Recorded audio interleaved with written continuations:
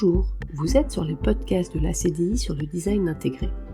Dans cet épisode, nous parlerons de design intégré dans un groupement hospitalier universitaire avec Marie Coirier, designer et cofondatrice de Lab A, le laboratoire de l'accueil et de l'hospitalité.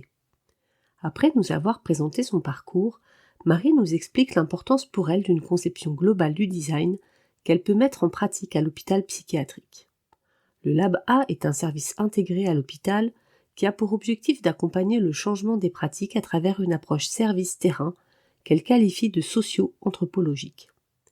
Elle nous explique l'importance d'intégrer la perspective des patients, de leurs familles, mais aussi des équipes soignantes et médicales.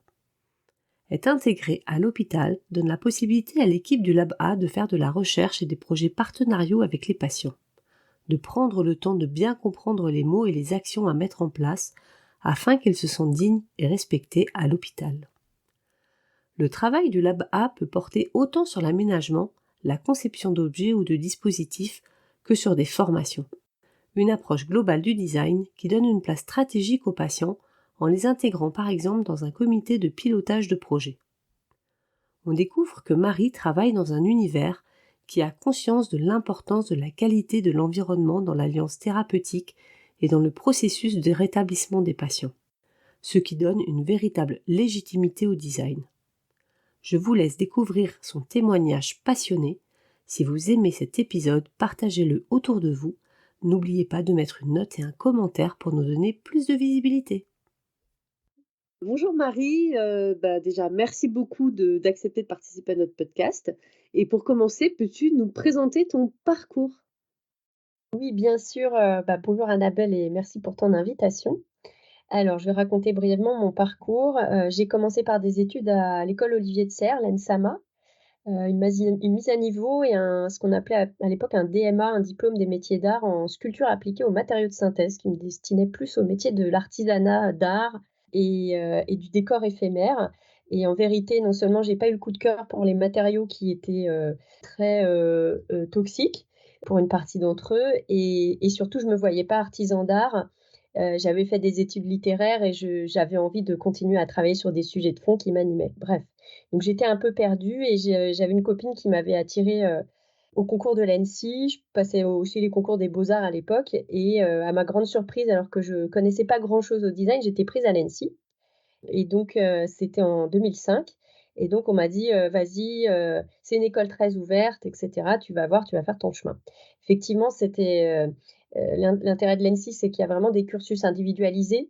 On est tous, fondus, dans le même moule, mais à notre façon. Donc on a chacun nos propres moules en vérité, mais ça, on le découvre au fur et à mesure. Donc j'ai eu une petite crise de sens comme ça arrive parfois vers 2007. Je savais plus pourquoi j'étais là, j'avais pas envie de faire des packaging, je voyais pas l'intérêt. Je m'intéressais un peu à l'éco-conception, mais je savais pas par quel bout le prendre. Du coup, j'ai fait un stage en Chine qui m'a beaucoup intéressée parce qu'il était à l'inverse de tout ce que j'aspirais à faire et ça me permettait de fonder mes arguments et mes idées.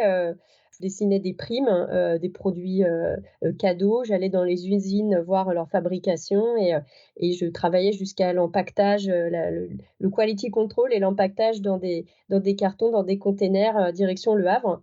En voyant du coup l'impact de la conception de tous ces produits à l'usine, ça, a beaucoup nourri ma réflexion sur, voilà la suite de la chaîne dans le travail du designer et donc quand je suis rentrée, j'ai pu faire une année d'initiative personnelle qui m'a permis de creuser, davantage les sujets qui étaient les miens, en tout cas de les découvrir et de les creuser.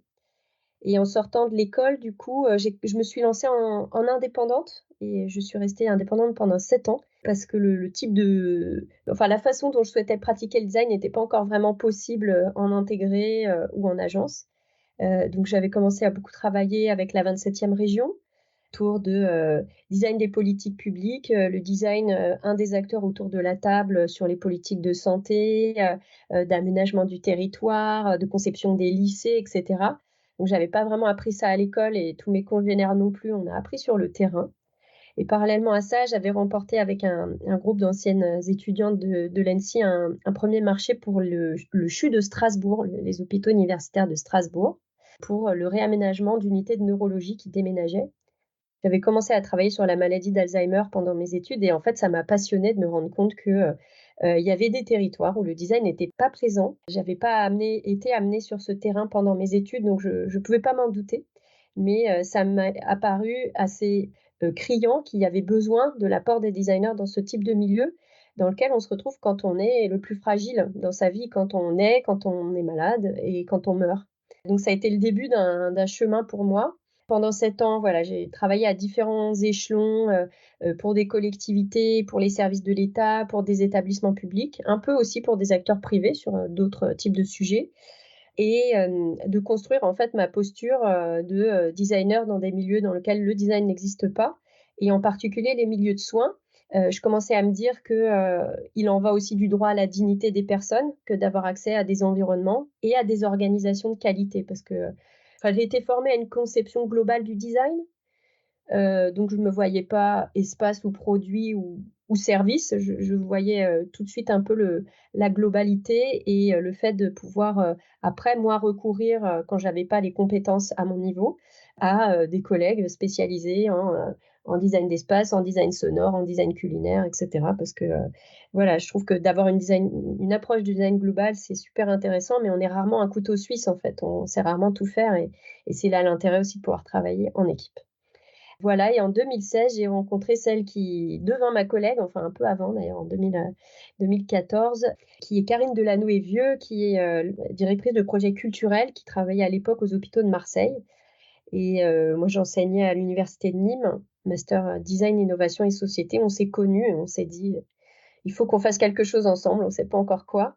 L'opportunité s'est présentée en 2016 à la demande de l'ancien directeur de l'hôpital Sainte-Anne à Paris, hôpital psychiatrique d'accompagner ce qui allait être de la fusion de Sainte-Anne avec deux autres établissements psychiatriques en un nouvel établissement, d'accompagner sur le plan du changement culturel, du changement dans les pratiques et de pouvoir proposer une approche autre pour favoriser l'émergence d'un nouvel établissement, de son identité, de sa patte, de sa spécialité.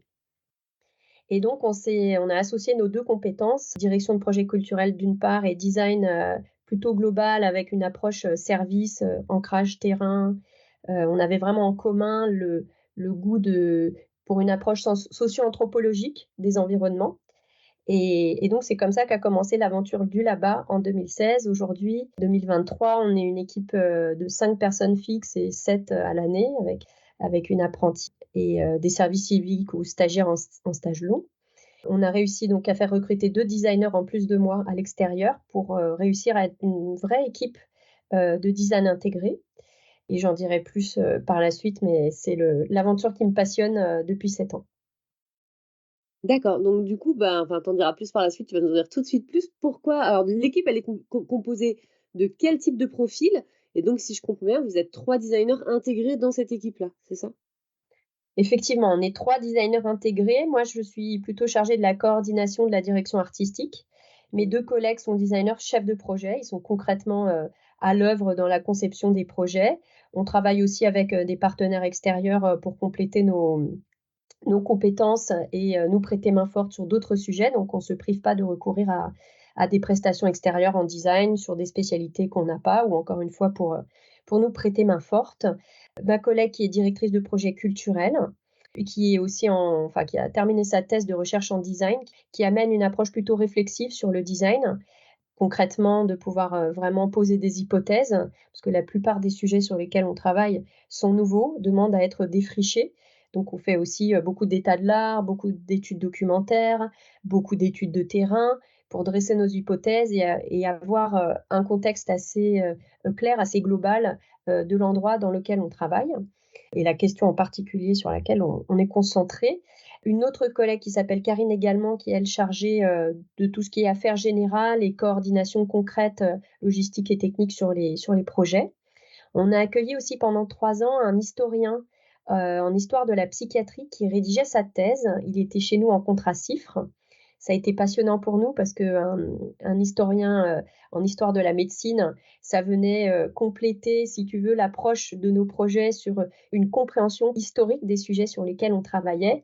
L'histoire des salons des patients à l'hôpital psychiatrique, l'histoire du repas et du moment du repas, les héritages asilaires de la contention et de l'isolement dont on essaye de se départir avec un projet d'espace d'apaisement dont je parlerai plus tard. Donc, ça nous a permis aussi, avec son apport, d'avoir des vignettes historiques au démarrage de tous les projets. Et là encore, c'est important parce que quand on travaille sur des changements culturels aussi profonds, alors encore une fois par le design, hein, mais les sujets sur lesquels on travaille ne sont jamais neutres et touchent toujours aux pratiques et aux organisations. Il faut pouvoir savoir avant où on met les pieds, d'où partent les gens et quel est l'héritage historique et culturel des sujets pour éviter d'enfoncer des portes ouvertes, pour ne pas faire de mal, pour arriver vraiment en soutien et en complément des réflexions déjà menées par les équipes, de pouvoir les éclairer, parce qu'on rétorque parfois à tort que quelque chose n'a jamais été fait ou quelque chose a déjà été fait tellement. Nous, on peut dire, effectivement, ça a été fait, mais de cette façon-là, nous, on propose de s'y prendre comme ci et comme ça. Donc, ça nous permet aussi d'être dans le dialogue avec nos commanditaires qui peuvent être tant la direction générale et toute la partie plus administrative de l'hôpital ou complètement les médecins et les soignants eux-mêmes, médecins et cadres de santé qui sont commanditaires des projets. Il faut pouvoir dialoguer avec eux et avoir des armes et donc un ancrage qui procède voilà, d'une bonne compréhension du terrain. Donc c'est une équipe volontairement pluridisciplinaire. On chérit ça parce qu'on a vraiment besoin dans ce contexte de pouvoir aborder les choses, les projets en croisant les points de vue. J'ai pas dit aussi que l'un de mes collègues designer chef de projet a aussi une expérience de patient, qui est là aussi un sujet qui nous intéresse énormément, c'est d'intégrer la perspective des personnes concernées. Donc il y a à la fois l'expérience de mon collègue, mais il y a aussi l'expérience des usagers eux-mêmes avec lesquels on travaille de manière très rapprochée. Étant à l'intérieur, on a ce privilège d'avoir accès inconditionnel au terrain. Donc c'est vrai pour les équipes de soins et les médecins dont je parlais tout à l'heure, mais c'est vrai aussi pour les patients et leurs proches et familles. En psychiatrie, comme tu peux l'imaginer, c'est une spécialité qui est assez stigmatisée, tant la spécialité médicale d'ailleurs que la condition des patients eux-mêmes qui doivent vivre avec ça. Beaucoup souffrent de maladies chroniques qui vont les accompagner tout au long de leur vie et sont pour une partie des gens qui ont vraiment un parcours en dents de scie avec parfois des crises, parfois des baisses de morale, des baisses de régime, des traitements à réadapter, des ruptures de traitement. Donc c'est vraiment pas des parcours linéaires. Mais ça nous permet aussi d'accéder à des personnes qui souvent sont disponibles. Il y a une partie des gens qui ne peuvent pas ou à un rythme allégé seulement travailler et qui souffrent d'isolement social. Il faut quand même le dire. Ça fait que les espaces de réflexion autour de leur vécu et de leur expérience qu'on propose, avec à la clé des projets concrets qu'on met en place, c'est une vraie façon pour eux de mettre en travail leur expérience et de quelque part, il y a pas nous ne sommes pas des soignants, il y a aucune vertu thérapeutique strictement à ce processus. N'empêche, on comprend qu'il est restaurateur pour les personnes parce qu'elles peuvent à leur place et à leur tour rendre un peu de ce que l'hôpital leur a rendu et affirmer en fait une expertise, celle de l'expérience de vivre avec le trouble toute la vie.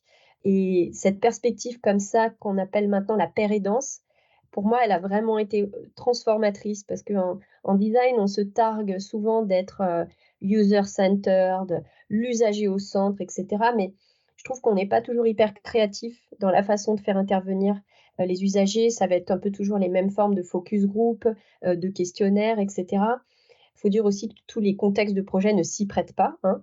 Mais nous, on a cette possibilité et on investit pleinement la recherche partenariale, la conception partenariale. Quand je dis partenariale, chacun est à sa place. Les usagers ne sont pas designers, ils ne tiennent pas le crayon, mais par contre, ils orientent et influencent amplement. Encore une fois, on est en dialogue. On a une compréhension du sujet qui nous permet de répondre. Donc, on n'est pas dans ce qu'on peut appeler parfois la liste au Père Noël, tu sais, je veux ça, ça, ça, ça, ça. On en débat, on en dialogue. Nous, on fait beaucoup de scénarisation, beaucoup de maquettes, beaucoup de visualisation pour dire, on avait parlé de ça, voilà à quoi ça peut ressembler. Est-ce que c'est bien de ça dont on parle? Qu'est-ce qu'il faudrait corriger pour l'améliorer, etc., etc. Donc, c'est très appuyé sur le plan de l'ingénierie de la participation avec des outils pour permettre de dialoguer et que la participation ait un sens pour tout le monde, qu'on comprenne ce dont on parle, qu'on comprenne les mots. Donc, il y a aussi un travail sur l'anti-jargon pour voilà, que chacun se comprenne et que la vision qui émerge, elle soit partagée avec force, maquette, visuel, scénario, etc. Et pour donner l'exemple d'un projet sur le primo-accueil, le processus d'accueil à l'hôpital psychiatrique, le seuil en fait, on travaille depuis 2 ans avec un groupe de 5 personnes, hommes et femmes, avec des parcours différents et d'âges différents, qui parfois nous quittent pendant quelques mois parce qu'ils sont pas bien, ils ont besoin de se soigner, ensuite ils reviennent.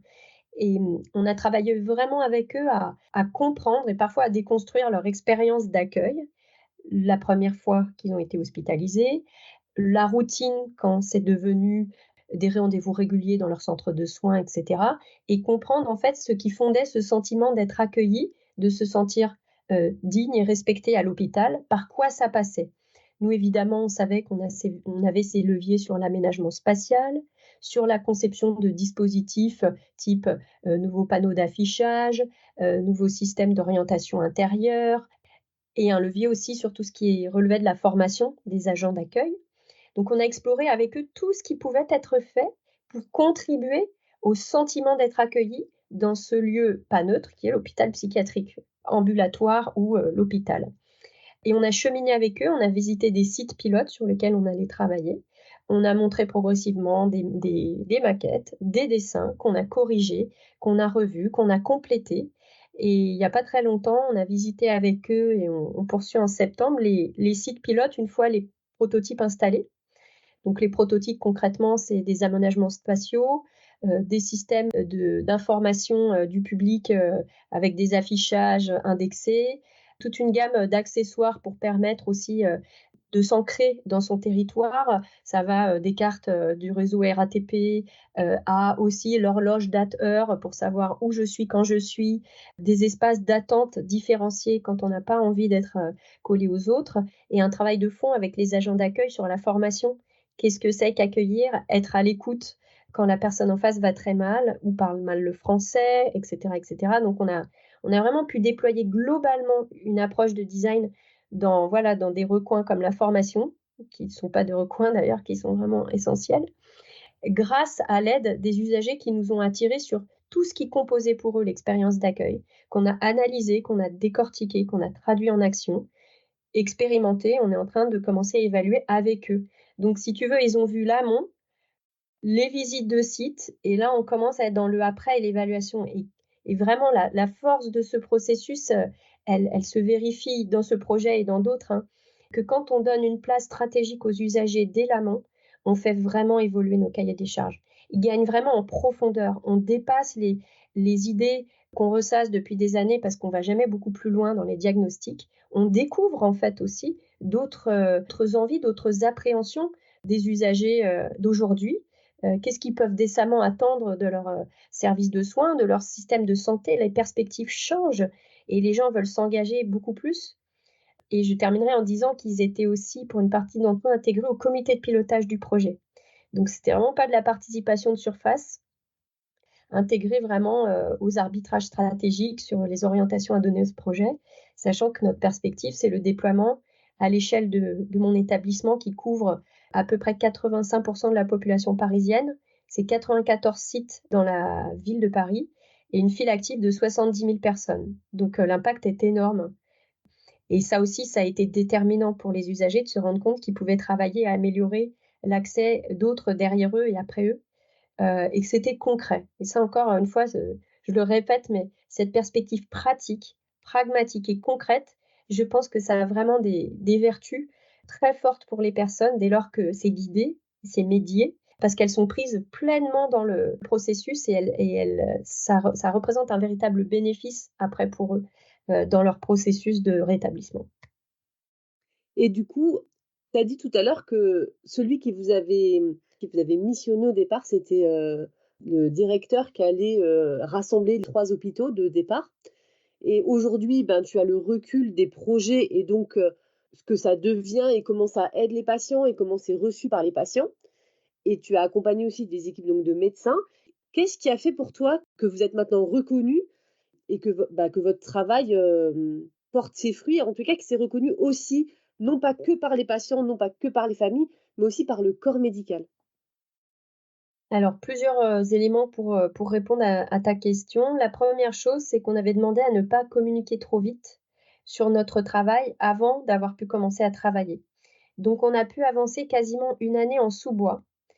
On était allés à la rencontre de nos 5 500 collègues sur nos 94 sites adultes et enfants, hôpital ou services ambulatoires, sanitaires comme médico-social. Ça d'abord, il fallait pouvoir embrasser cette complexité, pour pas commettre d'impair, pour être au clair sur cette cartographie et aller à la rencontre de nos futurs commanditaires, en l'occurrence les médecins, les soignants, les patients, les proches.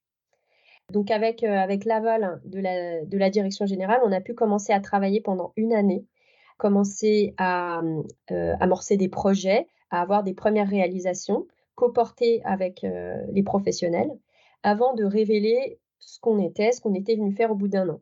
On s'était aussi clairement dit qu'il s'agissait d'un crash test et que si on considérait que nos compétences n'étaient pas accueillies comme complémentaires à l'existant, soutien au projet des équipes, pertinentes par rapport aux changements institutionnels en cours, on n'allait pas s'acharner. Parce que l'hôpital, de façon générale au national, est en crise, hein. Je pense que le système de santé, a quand même éprouvé un modèle et est en train de chercher d'autres façons. C'est pas le pire moment pour arriver paradoxalement à la crise, au contraire, hein, ça rebat les cartes. Mais on s'était vraiment donné ce point de vigilance-là. Si ça ne marche pas, on part et surtout pas de vente de la peau de l'ours avant d'avoir commencé à travailler. Ça a été extrêmement précieux pour nous, ça nous a permis de bâtir notre façon d'agir sur le terrain. Les professionnels ont été assez étonnés de voir débarquer ce qui est plutôt pour eux des administratifs, hein. Il y a des territoires à l'hôpital, il y a les soignants, les médecins d'un côté, les administratifs de l'autre. Il y a énormément d'identités professionnelles, hein, mais voilà, nous, on est dans les bureaux. Donc, ils voient débarquer ces administratifs qui se comportent un peu comme des ethnologues, qui sont avec eux, qui les écoutent, qui observent leur façon de faire, qui sont tantôt silencieux, tantôt participants, et qui commencent à égrener avec eux leurs idées de comment est-ce qu'on pourrait adresser tel problème, soit améliorer un existant, soit imaginer quelque chose du nouveau. Donc, ils voient débarquer des administratifs un peu bizarres, qui aussi, et ça c'était revendiqué de notre part, ont des étiquettes professionnelles très exogènes, hein, design et développement culturel, voilà, ça étonne.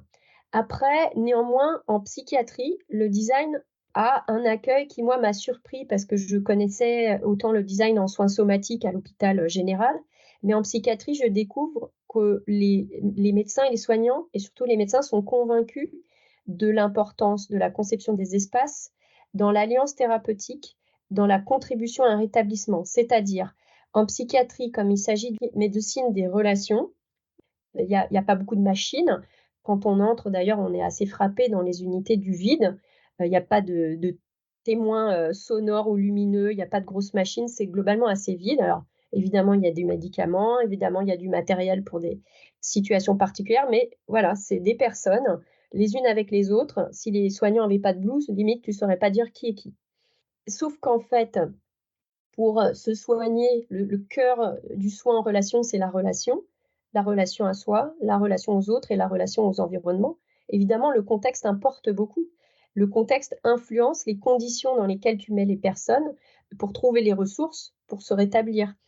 Et donc je creuse dans l'histoire de l'architecture en psychiatrie et je découvre que les premiers asiles de la loi de 1838, où on a créé des hôpitaux psychiatriques et donc sorti les personnes en souffrance des prisons dans lesquelles avant on les mettait, ont été le fruit de collaboration entre des architectes et ce qu'on appelait à l'époque des aliénistes, des médecins psychiatres. Pour penser l'accès au dehors, étant entendu qu'à l'époque l'asile était une poche étanche sur le territoire, on n'en sortait pas, souvent on était institutionnalisé toute la vie, d'où l'importance d'organiser la vie collective pour pouvoir prévenir ou aménager les moments de crise, trouver des occupations aux uns et aux autres, une utilité dans cette vie collective et permettre la déambulation, les bienfaits de l'accès au dehors. Donc c'est des architectures avec souvent aussi une dimension un petit peu panoptique, qui dès lors en fait plantent cette idée que l'environnement fait partie du soin en psychiatrie. Donc moi ça m'a passionnée de me connecter à cet héritage parce que je considère que les designers, on regarde pas forcément à la même échelle que les architectes, mais notre souci commun, c'est de pouvoir participer de cette entrée en relation avec tous les dispositifs qu'on peut mettre en place. Les dispositifs n'ont pas de valeur en tant que tels, ils n'ont de valeur que pour ce qu'ils créent, pour que tous les liens qui peuvent être engendrés, encore une fois, à l'échelle individuelle, personnelle, l'échelle collective, moi et les autres, et la troisième dimension qui est vraiment l'accès à mon environnement, le fait de pouvoir habiter les lieux. Il y a aussi vraiment cette question de la crise de l'habiter quand on est malade. Donc, je découvre qu'en fait, il y a un champ passionnant et peu exploré du côté du design. Encore une fois, en architecture, il y a une tradition. En design, pas vraiment. Alors même qu'il s'agit de lieux dans lesquels chaque détail compte, parce qu'il y a presque rien. Donc, c'est plutôt l'esthétique d'un certain vide à travailler, qu'il s'agisse d'un vide bienfaisant, de ce qu'on recherche en psychiatrie qui est souvent l'hypostimulation, moins de stimulation pour permettre aux personnes de s'apaiser, de se recentrer. Alors, c'est très controversé cette vision, il y a des gens qui vont vous dire qu'au contraire, c'est effroyable. C'est effroyable aussi quand le vide n'est pas réfléchi, n'est pas pensé en fait. Quand on pense le vide plutôt comme absence de risque, avec ces perspectives hygiénistes et riscophobes en fait, la crainte de l'accident, ben, en fait, on dépouille, pas ce sentiment que, le dépouillement va peut-être aussi générer au contraire de la frustration, de l'inquiétude, de la sensation d'être vraiment, relégué, et assigné dans un univers plus carcéral. Nous, on espère intégrer cette idée qu'il peut s'agir d'un dépouillement de qualité dès lors qu'on est attentif à tout ce qui relève de la sensorialité, qui n'ajoute pas de risque, qui passe par la qualité des éclairages, la qualité des couleurs, la qualité des textures, la qualité de tous les mobiliers et des quelques accessoires qui nous entourent, avec cette idée qu'il faut que l'environnement soit une ressource à part entière pour permettre aux personnes d'aller mieux et de pouvoir aspirer à aller mieux dans des environnements dignes. Je reparle du droit à la dignité, c'est ça aussi, quoi. C'est je le vaux bien et l'environnement me le prouve. En fait, les équipes, médicales et soignantes ont été très étonnées de notre façon de travailler et elles y ont vu un bénéfice, c'est de pouvoir exprimer leurs idées, de pouvoir montrer leur façon de travailler, les contraintes et les ressources qui étaient les leurs et d'avoir derrière des professionnels qui étaient capables de les traduire en projets, sans les juger, sans remettre en cause ce qui avait été vu ou dit, et ça nous a permis d'avoir un accès très facilité et beaucoup de soutien de la part, des médecins et des soignants qui font partie des instances décisionnelles, hein, de l'hôpital, qu'on retrouve dans les commissions médicales d'établissement, dans les commissions soignantes, dans lesquelles on présente des dossiers chaque trimestre et qui nous confortent dans notre action.